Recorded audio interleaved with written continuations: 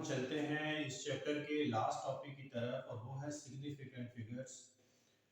पहले मैंने इसको थोड़ा ब्रीफली बताने का सोचा था, लेकिन फिर मुझे लगा कि इसमें कुछ डिटेल्स ऐसी हैं जो हर स्टूडेंट को, साइंस के स्टूडेंट को पता होनी ज़रूरी है।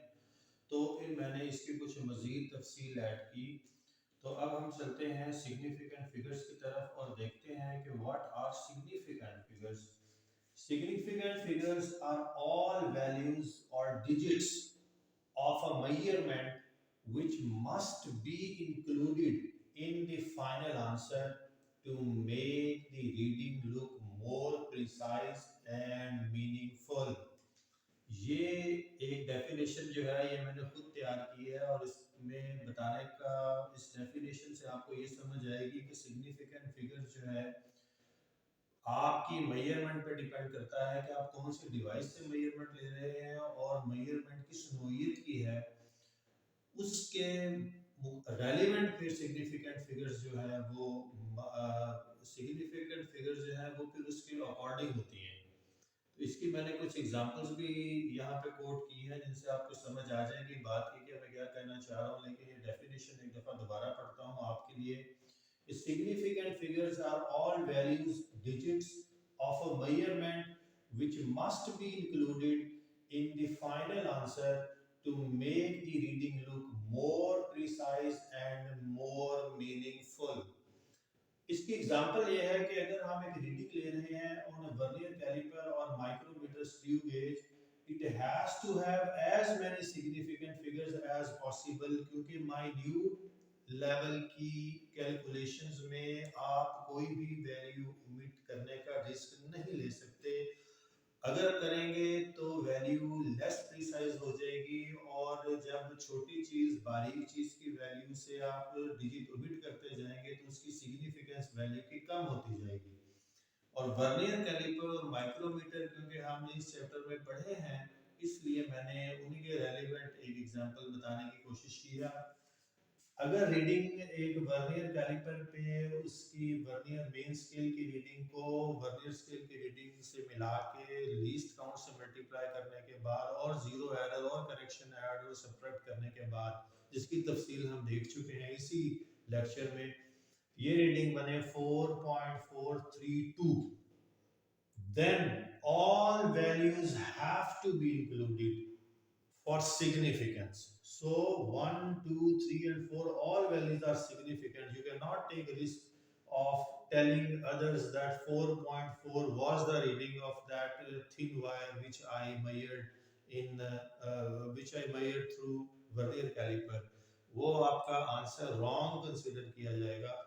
आपको जितनी भी वैल्यू ज्यादा में ये मेजरमेंट पता होगी, उतनी ही ज्यादा वो डिवाइस एक्यूरेट है और उतनी ही ज्यादा वो वैल्यू सिग्निफिकेंट है। अब इसकी दूसरी एग्जांपल ये है कि वो सब एटॉमिक पार्टिकल्स की हम बात करते हैं, यानी इलेक्ट्रॉन्स की, न्यूट्रॉन्स की और प्रोटॉन्स की। तो इलेक्ट्रॉन्स, न्यूट्रॉन्स और प्रोटॉन्स इससे भी ज्यादा आगे की बात है और बहुत ही आगे की बात है, यानी कि वो तो माइन्यूटेस्ट लेवल की कैलकुलेशंस हैं। और जब वहां पे बात जाएगी एएमयूज की, एटॉमिक मास यूनिट्स की, तो वहां पे जितनी ज्यादा वैल्यूज होंगी उतनी ही ज्यादा आपकी कैलकुलेशन को एक्यूरेट और प्रिसाइज कंसीडर किया जाएगा। It has to have more values for more significance. So this is what significant figures exactly means. अब क्योंकि जितनी बारीकी में जाएंगे, जितनी ज्यादा प्रिसीजन में जाएंगे, जितनी ज्यादा एक्यूरेसी चाहिए, उतनी ही ज्यादा सिग्निफिकेंट फिगर्स भी होनी जरूरी है। डिवाइस जितनी ज्यादा एक्यूरेट होगी उतनी ही ज्यादा वो सिग्निफिकेंट फिगर्स में आंसर देगी। जैसे कि आजकल हमारी डिजिटल डिवाइसेस हैं, जैसे कि डिजिटल बैलेंस है। अब हमें उसके, आपकी बुक में भी है डिजिटल बैलेंस, इसीलिए मैंने उसका नाम लिया है। वो बहुत ज़्यादा अहम चीज़ नहीं है पढ़ने से ताल्लुक़ रखने वाली, लेकिन डिजिटल बैलेंस में आप सोडियम क्लोराइड की एक पिंच भी लेके रखेंगे तो वो उसको आपको मेजर करके बताएगा। और अगर आप एक वो जो रफ सी तकड़ी यूज़ होती है बाज़ारों में तोलने के लिए, उसमें आप पिंच ऑफ सॉल्ट डालेंगे तो वो इररेलेवेंट है।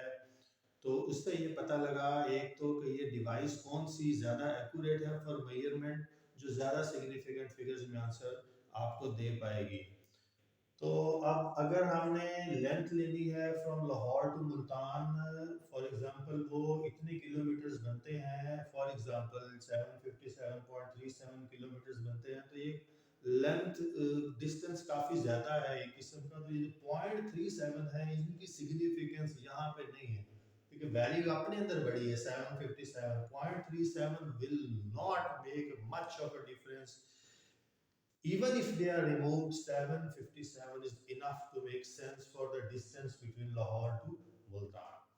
So they are not significant, so they must be rounded off. So इनकी क्योंकि सिग्निफिकेंस नहीं है तो फिर इनको राउंड ऑफ कर दिया जाएगा, और राउंड ऑफ करने का तरीका भी आपको में से बास को आता होगा, और अगर नहीं आता तो मैं इसी वैल्यू को राउंड ऑफ करके दिखा देता हूँ।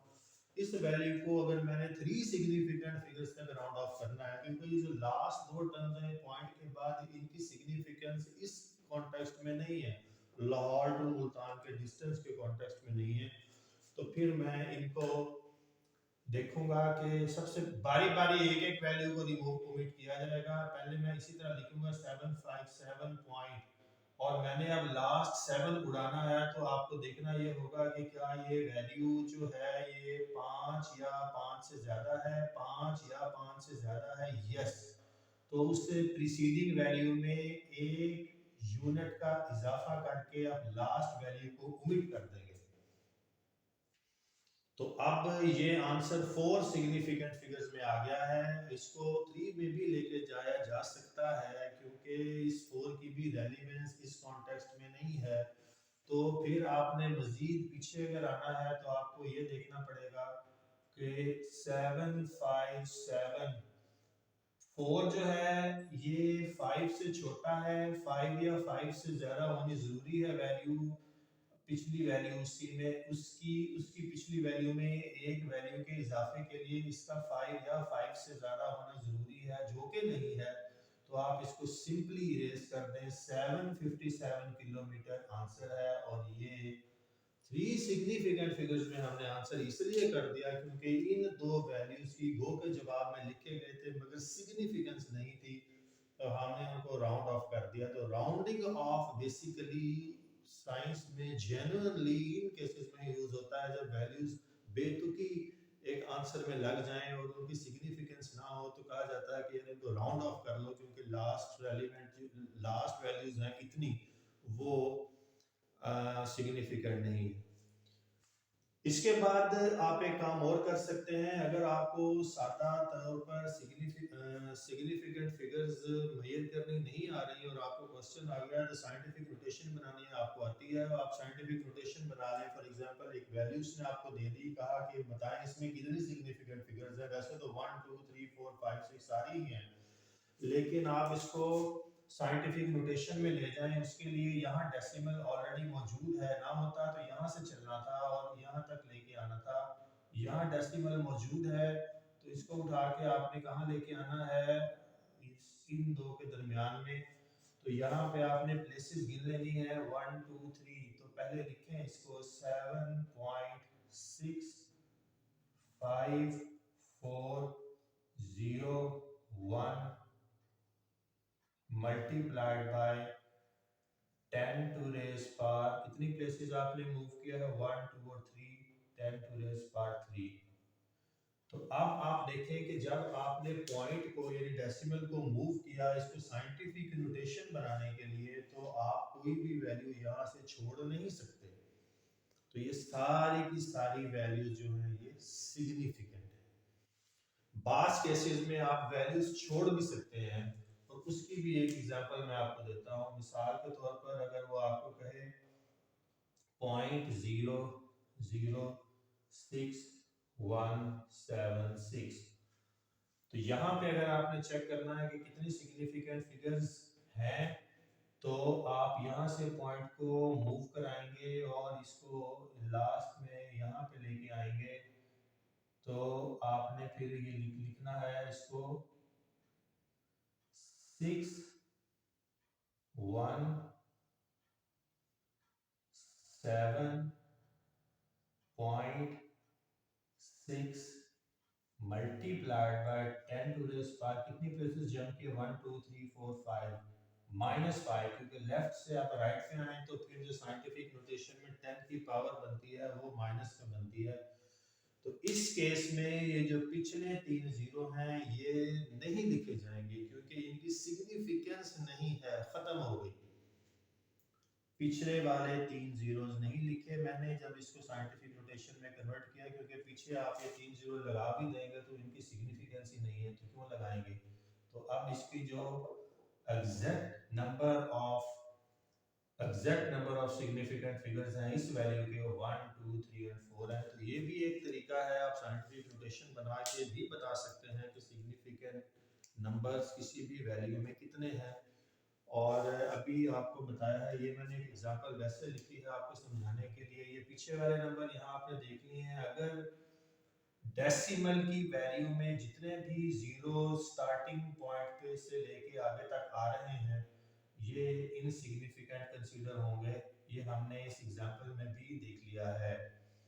और जितनी भी नॉन जीरो नंबर्स हैं वो सारे के सारे सिग्निफिकेंट होंगे, चाहे जहां मर्जी आए वैल्यू में, दे मस्ट बी कंसीडर्ड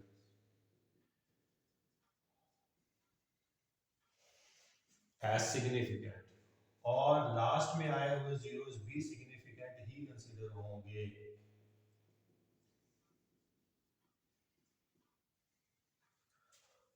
तो ये है सिग्निफिकेंट फिगर्स के बारे में कुछ मालूमात। उम्मीद है, और एक चीज़ और बताने में वैसे रह गई है, वो ये बता देता हूँ कि अगर जीरो इन बिटवीन आ जाए किसी भी वैल्यू के, नॉन जीरो नंबर्स के दरमियान आए हुए जीरोस जो हैं वो हमेशा सिग्निफिकेंट होंगे। तो ये भी बात पता होनी ज़रूरी है। बाकी जो सिग्निफिक ये पेपर के कॉन्टेक्स्ट के हिसाब से ये वाली वैल्यू काफ़ी इंपॉर्टेंट है। साइंटिफिक नोटेशन बनानी अगर आपको आती हो तो सिग्निफिकेंट फिगर का क्वेश्चन आप कभी भी गलत नहीं करेंगे। बाकी एज अ रूल ये चार चीज़ें हैं पेपर में सवालों का जवाब देने के लिए। लेकिन सिग्निफिकेंट फिगर्स की जो जेन्युइन वैल्यू है वो मैंने आपको यहाँ स्टार्ट में समझाई है कि ये जेन्युइनली कहाँ से अखज़ शुदा है या इनका मकसद क्या है और क्यों ये चीज़ जो है ये इंपॉर्टेंट है साइंस या फिजिक्स में। अब हमारा चैप्टर नंबर 1 क्लोज हो गया है। मैं उम्मीद करता हूँ कि आपको यकीनन आपके इल्म में इजाफा हुआ होगा। आवाज़ और क्वालिटी की कमी बेशी के लिए माजरत है, लेकिन इसको इम्प्रूव करने की भी मैं कोशिश साथ साथ कर रहा हूँ और करूँगा। लेकिन मेरा जेन्युइन मकसद यही है कि आप कुछ सीखें, मुझे जो आता है वो मैं आपको सिखाऊं, और ये जो डिजिटल प्लेटफॉर्म है इसका एक मीनिंगफुल यूज़ हो। अगर आप मेरी वीडियो से कुछ भी सीखें तो इसको लाइक भी कीजिएगा, इसको शेयर भी कीजिएगा अपने दोस्तों को, अपने कोलीग्स को, ताकि उनकी मालूमात में भी इजाफा हो और हम मिलजुल के एक दूसरे से सीखें।